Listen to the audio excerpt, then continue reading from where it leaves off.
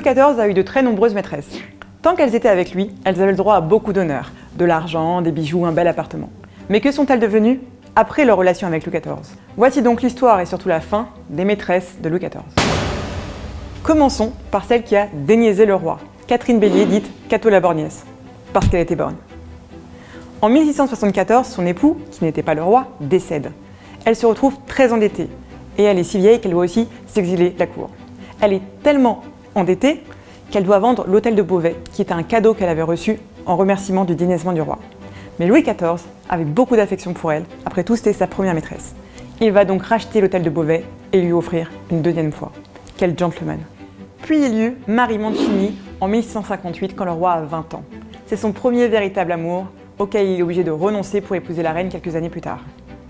Après son aventure avec le roi, elle va se marier avec un homme qu'elle n'aime pas et qui ne la rendra pas heureuse. Elle aura plein d'amants, ce qui déplaira fortement à son mari, bien que lui-même ait beaucoup de maîtresses. Il est de caractère ombrageux et très violent. Prétendant craindre pour sa vie, elle quitte son époux et ses enfants et part vivre et voyager en Europe avec sa sœur Hortense Mancini.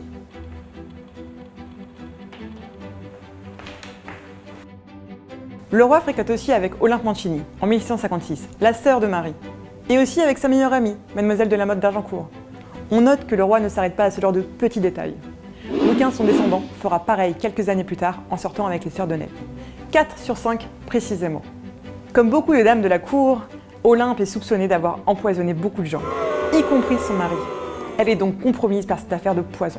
Elle est contrainte à s'exiler à Bruxelles, elle s'y installe, puis décide finalement de voyager en Europe avec ses sœurs Hortense et Marie. Elle y mènera une vie complètement dissolue. Ça avait l'air drôle d'être une Mancini. C'était un peu sex, drogue and rock'n'roll. Enfin plutôt, sex, poison et menuet. Puis arrive la douce Louise de la Vallière, qui sera la grande favorite de 1661 à 1667, en parallèle des premières années de mariage du roi. Au moment de la rupture, il va lui offrir le duché de la Vallière comme cadeau. Waouh! Un duché comme cadeau de rupture, moi je prends. Louis ne légitima le fils qu'il avait eu avec elle que 2 ans plus tard. Après avoir été délaissée par le roi, elle se tourna vers la religion. Elle entra au couvent des Carmélites du Faubourg Saint-Jacques à Paris, qui est un couvent extrêmement strict, et y prononça ses vœux perpétuels. Mais avant de partir, elle fit quelque chose d'exceptionnel. Elle a demandé publiquement pardon à la reine Marie-Thérèse de l'avoir faite cocu. Grande classe. Elle mourut à 65 ans, après 36 ans de vie religieuse. Le célibat, c'est la vie, hein. Le célibat, c'est la vie. Le célibat, c'est la vie. Il eut sûrement après Henriette d'Angleterre à partir de 1661. Elle était à la fois la cousine de Louis XIV et sa belle-sœur, puisque mariée à son frère. On note que le roi ne s'arrête pas à ce genre de petits détails. 2 semaines après son retour de Londres, où elle jouait un rôle d'ambassadrice, elle est prise de violentes douleurs aux côtes après avoir bu un verre de chicorée. Son agonie est interminable et quelques heures après, elle meurt au château de Saint-Cloud. Il y a 2 théories. La première, c'est qu'elle aurait eu une péritonite biliaire ou un ulcère. La deuxième, beaucoup plus croustillante, serait qu'elle aurait été empoisonnée par le chevalier de Lorraine, l'amant de son mari, qui était homosexuel, et qu'elle avait contrainte à l'exil en Italie en le demandant au roi. Je vous laisse choisir votre version préférée. Moi, je retiens une chose de cette histoire. Il ne faut surtout pas boire de la chicorée. Arrive la si belle et si brillante Madame de Montespan à partir de mai 1667. Le roi l'aime passionnément, elle est exceptionnelle. Mais après l'affaire du poison, sordide affaire du poison, la confiance est rompue et le roi n'en veut plus, il la délaisse. Elle restera malgré tout à la cour jusqu'en 1691 auprès de ses enfants, puis ira vivre à proximité de l'abbaye de Fronteau. Elle tombera gravement malade et agonisera pendant plusieurs semaines. Et tout ça dans une indifférence générale. Ni le roi ni ses enfants ne vont lui écrire, prendre de ses nouvelles, lui téléphoner ou envoyer un SMS. Rien, la loose. Facture, facture, facture, facture. Pas un pour prendre de mes nouvelles. Elle meurt le 7 mai 1707. Mais l'histoire ne s'arrête pas là. Quel suspense! Conformément au vœu testamentaire de la Montespan, ses entrailles, cœur, estomac et intestin sont extraites pour être inhumées isolément à l'abbaye de Saint-Menehould. Mais il se raconte que ces entrailles n'y arrivèrent jamais. Pourquoi?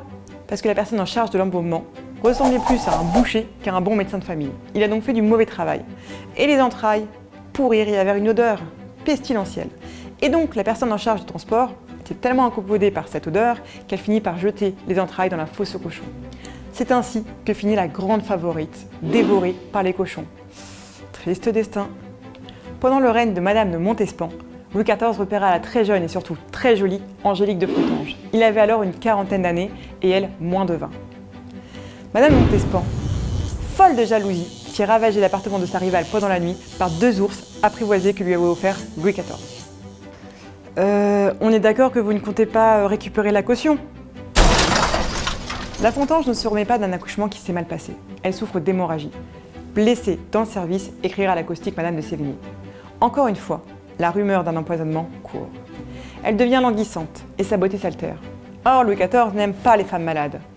Et comme sa beauté était son seul véritable atout, Louis XIV va s'en détourner et la délaisser.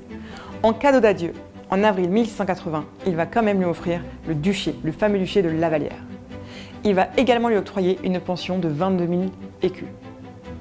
Après avoir beaucoup pleuré, plus de l'indifférence du roi que de sa propre maladie, soyons honnêtes, elle se retire au couvent de Chelles, dont sa sœur est abbesse, pour y mourir.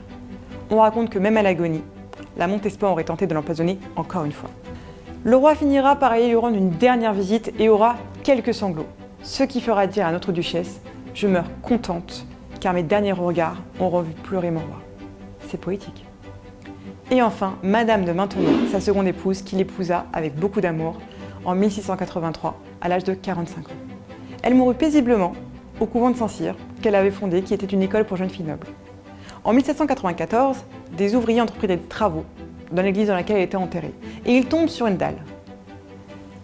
La tombe de Madame de Maintenon, grande favorite d'un roi. Ils cassent sa dalle et en extraient le corps. On raconte qu'il était parfaitement conservé grâce à un embaumement réussi. La dépouille est alors traînée et offerte aux insultes de la foule. À partir de là, c'est un peu flou. Il semblerait qu'un jeune officier ait de nuit extrait les restes de Madame de Maintenon et les ait mis dans un petit coffre. En 1944, l'établissement est bombardé. Et quand on fait les travaux de reconstruction post-guerre, on retrouve dans le grenier le petit coffre avec écrit « Les ossements de Madame de Maintenon ». Aujourd'hui, il repose dignement dans le nouvel établissement de Saint-Cyr. Avoir été marié à un roi et finir comme ça, c'est quand même triste. Ce que je retiens surtout, moi, c'est qu'il ne fait pas bon avoir été maîtresse de Louis XIV. Entre celles qui sont mortes d'empoisonnement, celles dont la dépouille a été maltraitée, celles qui ont fini au couvent, moi Louis XIV, j'en veux pas, hein. Ciao!